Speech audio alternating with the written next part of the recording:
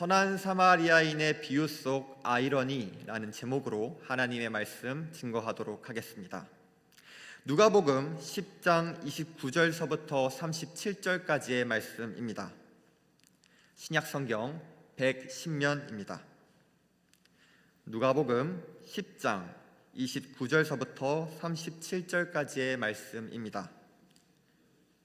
신약성경 110면입니다.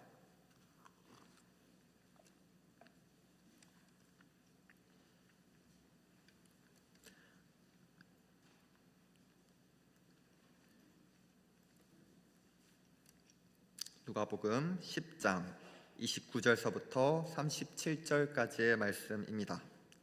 찾으셨으면 저 한 절, 여러분 한 절 교독하시고 마지막 한 절은 합독하시도록 하겠습니다. 그 사람이 자기를 옳게 보이려고 예수께 여짜오되 그러면 내 이웃이 누구니까?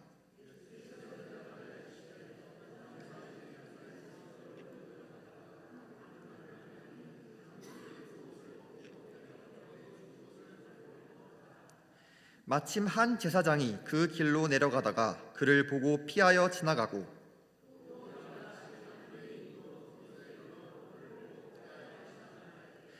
어떤 사마리아 사람은 여행하는 중 거기 이르러 그를 보고 불쌍히 여겨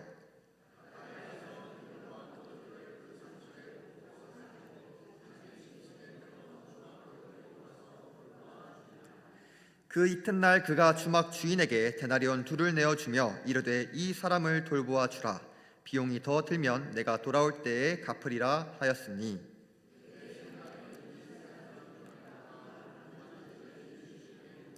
합독하시겠습니다. 이르되 자비를 베푼 자 니이다. 예수께서 이르시되 가서 너도 이와 같이 하라 하시니라. 아멘. 내 이웃을 내 자신같이 사랑하라. 우리에게 너무나도 중요한 계명이죠. 우린 분명히 이 계명대로 이웃 사랑을 실천해야 한다라는 것을 분명하게 알고 있습니다. 그러나 우리 안에 있는 죄성은 어떻습니까? 우리 안에 있는 이 죄성은 어떻게든 최대한 이웃 사랑을 회피하려고 하려는 그런 경향을 가지고 있습니다. 그래서 우리는 이렇게 타협할 때가 있죠. 하나님, 저는 제 가족을 사랑하겠습니다. 하나님, 저는 제 친구도 사랑하겠습니다. 하나님, 저는 제 가까운 지인도 사랑하겠습니다. 그런데 하나님, 이 정도면 충분하지 않겠습니까? 이처럼 우리는 이 이웃의 범위를 가족이나 친구, 가까운 지인 정도까지로만 제한하여서 그 범위에 속해 있지 않는 대상에게는 사랑의 실천을 회피하려고 하려는 그런 경향을 가지고 있습니다. 그런데 오늘 본문에는 바로 우리와 같은 사람이 등장하고 있습니다. 바로 오늘 본문 속에 등장하는 율법 교사입니다. 한번 29절 말씀을 보실까요? 29절 말씀입니다. 그 사람이 자기를 옳게 보이려고 예수께 여짜오되 그러면 내 이웃이 누구니까? 앞선 25절서부터 28절까지의 말씀을 보시면 아시겠지만 내 이웃이 누구니까? 라고 질문하던 이 질문은 바로 율법교사가 예수님께 대하여서 던진 질문이라는 것을 알 수가 있습니다. 율법교사의 이 질문을 보시면 바로 이웃의 범위에 초점을 두고 있다는 것을 알 수가 있어요. 왜냐하면 내 이웃이 누구니까? 라는 질문은 결국 내 이웃이 어디까지입니까? 라는 질문이기 때문이죠. 그렇다면 왜 율법교사는 이웃의 범위에 초점을 둔 이 질문을 예수님께 던졌을까요? 당시 율법교사들은 이 이웃의 범위를 유대인들로 한정하여서 그 유대 사회에 속해 있지 않은 그 이방인들에게는 사랑의 대상에서 제외시켰습니다. 그래서 이 율법교사도 마찬가지로 이 이웃의 범위를 특정 대상으로 제한하여서 그 범위에 속해 있지 않은 대상에게는 사랑의 실천을 회피하려던 마음을 가지고 있었죠. 그 마음이 있었기 때문에 예수님께 이웃의 범위에 관한 질문을 던졌던 것입니다. 그렇다면 이처럼 이웃의 범위를 제한하여서 그 범위에 속해 있지 않은 대상에게 사랑의 실천을 회피하고자 하는 이러한 율법교사에게, 그리고 더 나아가 그 율법교사와 같은 오늘 우리에게 예수님께서는 무엇라 말씀하실까요? 한번 예수님의 말씀을 들어봅시다. 30절서부터 35절까지의 말씀을 볼 것인데 주의 깊게 전반적인 내용을 파악하시면서 들어주시기 바랍니다. 30절서부터 35절까지의 말씀입니다. 예수께서 대답하여 이르시되 어떤 사람이 예루살렘에서 여리고로 내려가다가 강도를 만나매 강도들이 그 옷을 벗기고 때려 거의 죽은 것을 버리고 갔더라. 마침 한 제사장이 그 길로 내려가다가 그를 보고 피하여 지나가고 또 이와 같이 한 레위인도 그곳에 이르러 그를 보고 피하여 지나가되 어떤 사마리아 사람은 여행하는 중 거기 이르러 그를 보고 불쌍히 여겨 가까이 가서 기름과 포도주를 그 상처에 붓고 싸매고 자기 짐승에 태워 주막으로 데리고 가서 돌보아 주니라. 그 이튿날 그가 주막 주인에게 데나리온 둘을 내어주며 이르되 이 사람을 돌보아 주라. 비용이 더 들면 내가 돌아올 때에 갚으리라 하였으니. 앞을 잠깐 보실까요? 이 율법교사의 질문에 대해서 예수님께서는 그 유명한, 우리에게 너무나도 잘 알려져 있는 선한 사마리아인의 비유로 답하십니다. 이 선한 사마리아인의 비유에서 우리가 주목해야 되는 것은 도움을 주어야 하는 위치에 있는 세 사람입니다. 이 비유 속에서 도움을 주어야 하는 위치에 있는 세 사람이 누구입니까? 세 사람이 등장하죠. 제사장, 레위인, 그리고 사마리아인이 등장하고 있습니다. 그렇다면 왜 예수님께서는 이와 같이 제사장, 레위인, 그리고 사마리아인을 이 비유 속에 등장시키셨을까요? 먼저 이 제사장, 레위인, 그리고 이 사마리아인은 구약의 제사제도와의 거리에 따라서 구분해 볼 수가 있습니다. 이 구약의 제사와 가장 가까운 인물은 누구겠습니까? 제사장이겠죠. 그렇다면 그 다음으로 구약의 제사제도와 가까운 인물은 누구이겠습니까? 레위인입니다. 왜냐하면 레위인 가운데서 제사장이 뽑혔기 때문이죠. 그렇다면 이 구약의 제사제도와 가장 동떨어져 있는, 가장 멀리 떨어져 있는 사람은 누구였을까요? 바로 사마리아인입니다. 왜냐하면 그 당시 때 사마리아인들은 유대인들과 아주 적대적인 관계 속에 있었기 때문에 구약의 제사제도와 멀리 떨어져 있을 수밖에 없었죠.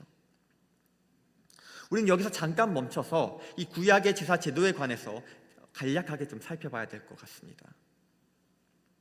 먼저 하나님은 어떤 분이십니까?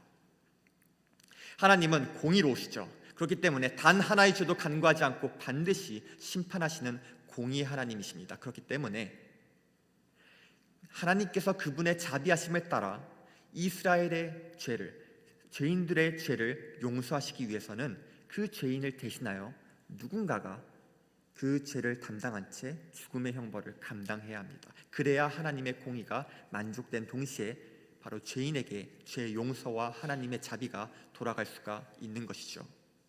그래서 하나님께서는 이 이스라엘 백성들의 죄를 용서하시기 위해서 바로 그 구약의 흠없는 희생제물에게 모든 죄를 담당시키셔서 그들이 대신 죽음의 형벌을 감당케 하심으로써 하나님의 공의를 만족시키신 동시에 이스라엘 백성들에게 죄 용서와 자비를 베푸셨던 것입니다.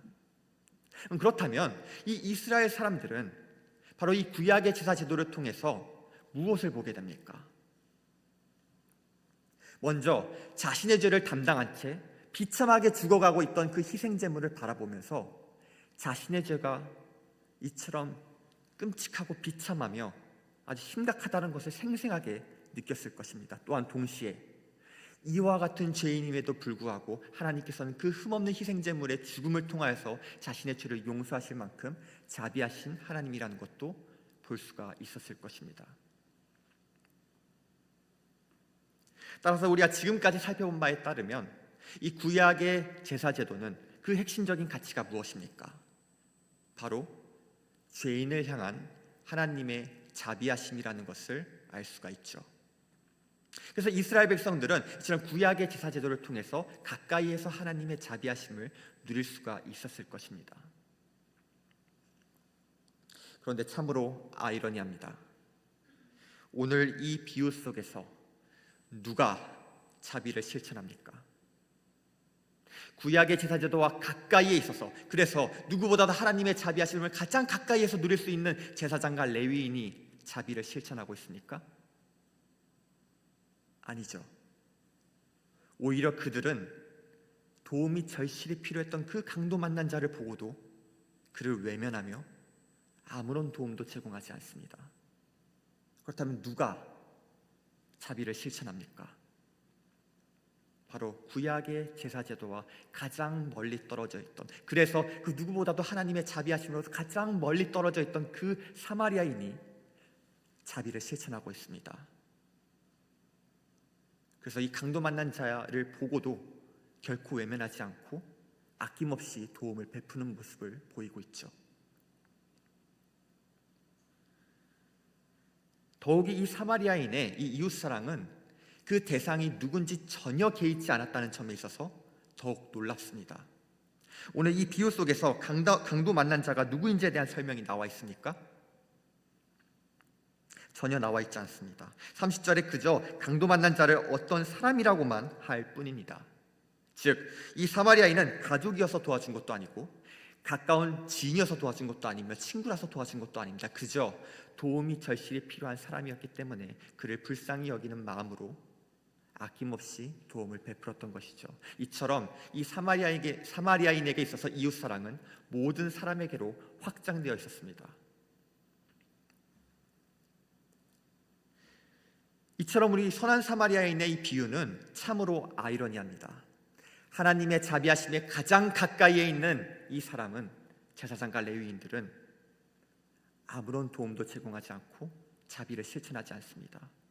그러나 오히려 하나님의 자비로부터 가장 멀리 떨어져 있는 이 사마리아인이 자비를 실천하고 있죠. 그렇다면 이 아이러니를 통해서 예수님께서는 무엇을 말씀하시고 싶으셨던 것입니까? 이것이죠. 이 사마리아인을 보라. 하나님의 자비에서 멀리 떨어져 있는 이 사마리아인도 이같이 자비를 실천하고 있는데 하물며 하나님의 자비하심에 가장 가까이에 있는 레위인과 제사장들은 더욱 하나님의 자비를 모든 사람에게 실천해야 되지 않겠느냐? 이것이죠. 예수님께서는 바로 이 말씀을 율법교사에게 하시고 있습니다. 율법교사는 어떤 사람입니까? 율법을 연구하며 묵상하며 가르치는 직분자이죠. 그래서 그 누구보다도 이 구약의 제사제도의 핵심 가치인 하나님의 자비하심을 가장 가까이에서 누릴 수가 있었던 사람입니다. 그런데 이 율법교사는 어땠습니까? 내 이웃이 누구니까? 라고 질문이나 하고 있으면서 이웃의 범위를 제한한 채 그 범위에 속해 있지 않은 대상에게 자비를 실천할 것을 외면하려고 했던 그러한 사람 아닙니까? 바로 오늘 이 비유 속에 있는 제사장과 레위인처럼 말입니다. 그래서 예수님께서는 바로 이 율법교사에게 오늘 이 비유를 통해서 말씀하신 것이죠. 이 사마리아인을 보라. 하나님의 자비를 모르는 이 사마리아인도 이같이 자비를 실천하고 있는데 하물며 하나님의 자비하심을 가장 가까이에서 묵상하며 알아갈 수 있는 너희는 더욱 하나님의 자비를 실천해야 되지 않겠느냐? 모든 사람에게 그와 같은 자비를 실천해야 되지 않겠느냐? 바로 이렇게 말씀하시는 것이죠.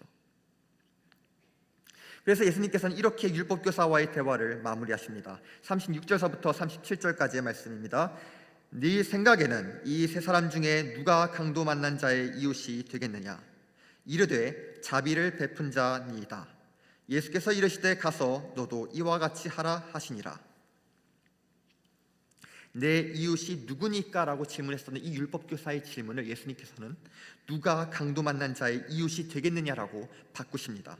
다르게 말하자면 예수님께서는 누가 강도 만난 자에게 사랑을 실천하고 있느냐라고 되질문하고 있는 것이죠. 지금 질문의 초점을 이웃의 범위에서 사랑의 실천으로 바꾸시고 있는 것입니다. 그래서 이 이웃의 범위를 제한하면서 그 범위에 속해 있지 않는 대상에게 어떠한 자비도 실천하지 않으려고 했었던 그 율법교사에게 선한 사마리아인과 같이 그 대상이 누구이든 개의치 않고 모두에게 자비를 실천할 것을 강조하시면서 명령하고 있는 것입니다.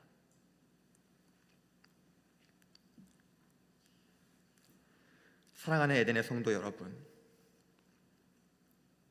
그런데 우리는 오늘 이 비유 속 제사장보다도, 오늘 이 비유 속 레위인보다도, 오늘 본문 속에 있는 이 율법 교사보다도 훨씬 더 하나님의 자비하심에 가까이에 있는 그리스도인들 아닙니까?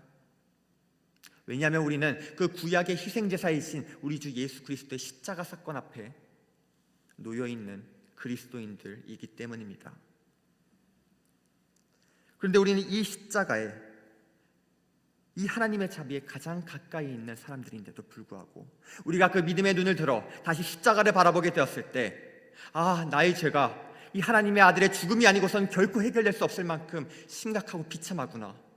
이같이 비참하고 심각한 죄인임에도 불구하고 하나님께서는 당신의 사랑하는 독생자를 그 십자가에서 희생제물로 아끼지 아니할 만큼 나에게 대해서 자비하신 하나님이시고 날 그토록 사랑하신 하나님이시구나라는 것을 깊이 가까이에서 보고 있는 그리스도인임에도 불구하고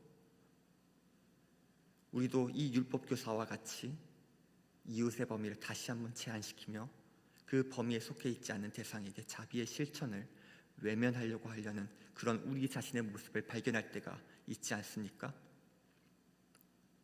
마치 오늘 본문 속에 등장하는 레위인과 제사장 그리고 율법교사처럼 말입니다. 그래서 우리가 눈을 들어 세상을 바라보게 되었을 때 어떤 사람들을 보게 됩니까?